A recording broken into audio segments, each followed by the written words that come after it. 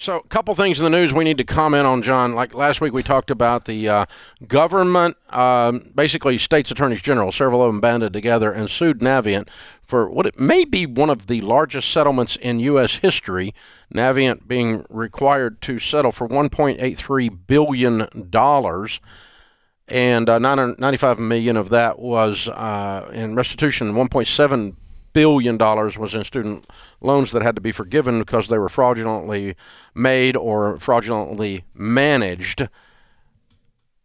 And we made a lot of fun with that and had a lot of fun with that because it's absolutely a bizarre thing that Navient they got clocked. I mean, they got their clock cleaned. One of the largest, billions and billions and billions.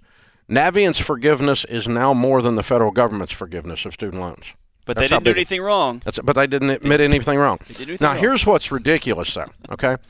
Here's how the media, and I swear, some of you people, so you would think that the headline would read, Navient is a fraudulent scumbag bunch company of predators, yes, that ripped people off and the government took them down.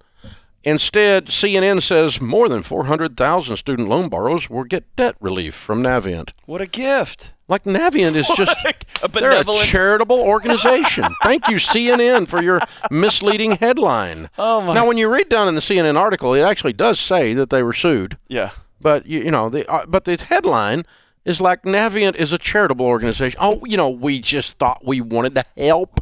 Because we're just those kind of people. NBC, Navient plans to cancel some student loan borrowers' loan debt. I wonder who qualifies. Thanks, That's Navient. the headline. Thanks, Navient. That's awesome, Navient. Isn't that great? They're just the best people. You're losing your mind out there, America. Why would NBC and CNN do that?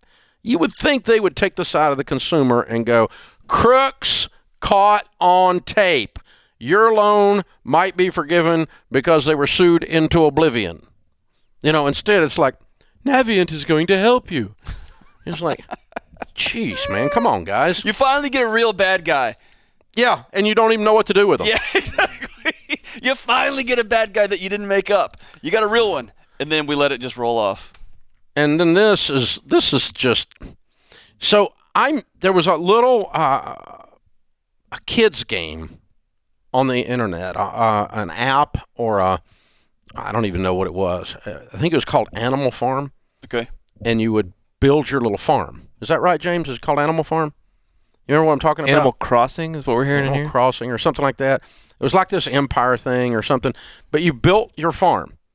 And you tilled the farm. And, you eventually, and you made like pretend internet money that didn't exist. To buy little internet. That's what it is. Farmville. What? Farmville. Yeah. That's what it was called.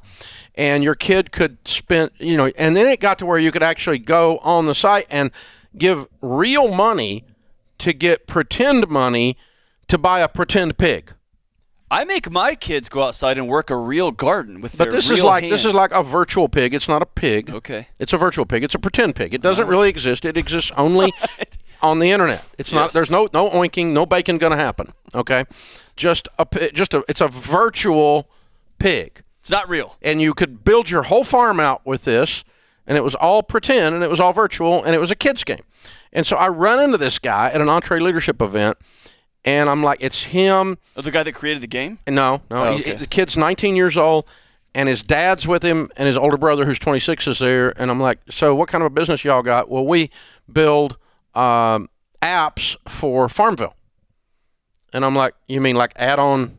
Like you don't own Farmville, no, but we help people do better at their farm, their pretend farm that's not really there. And I'm like, really?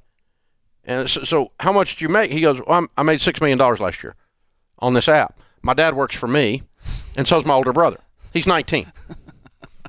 And I'm going crazy. I thought it was the neatest thing that this young entrepreneur could figure out a way to sell an app on pigs that aren't really there.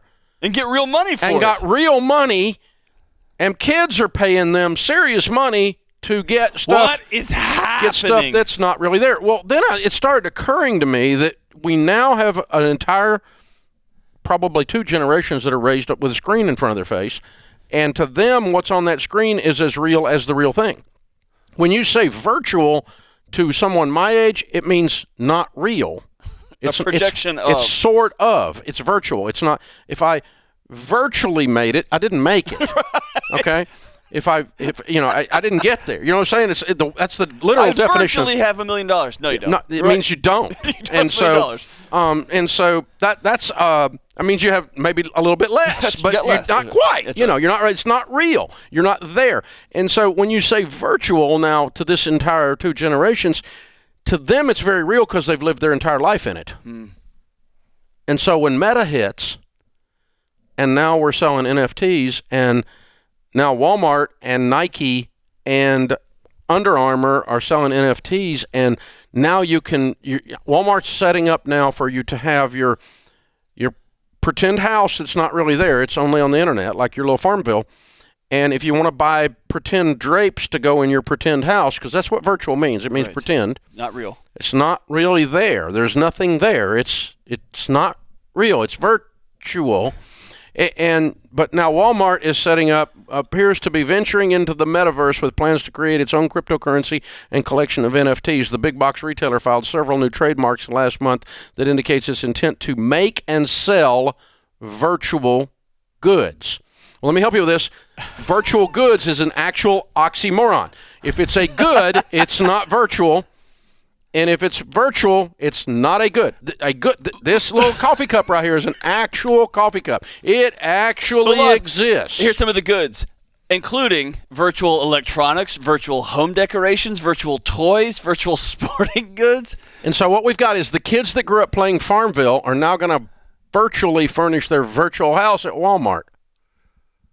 Oh my gosh! When something While they real didn't pay happens, while they didn't Dave, pay off their student loans, they don't even live in the real world. They virtually live. Because it's safer in there inside that little box than it is out here with the crazy humans. with real drapes that fall off real windows. Well, and try hanging real drapes. Exactly. That'll help you get a divorce. But yeah, Exactly. but these drapes virtually hang themselves. What is happening? This is unless you have to hire Dr. virtual. Deloney, is there not a psychological disorder at play here?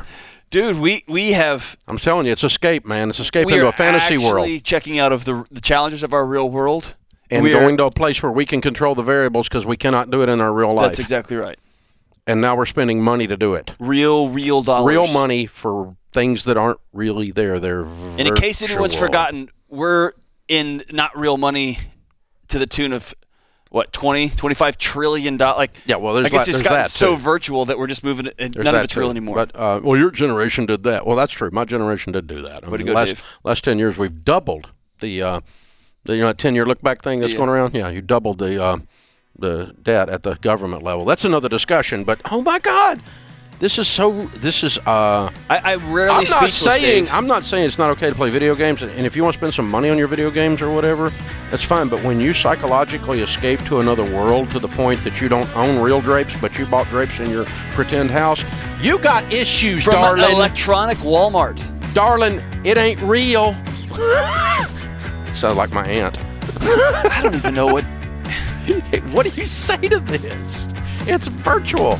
It's virtually. Oh, this It's not is real! But it's so interesting because the kid made so much money. I'm so enthralled with it, but it's scary by what it means about this generation.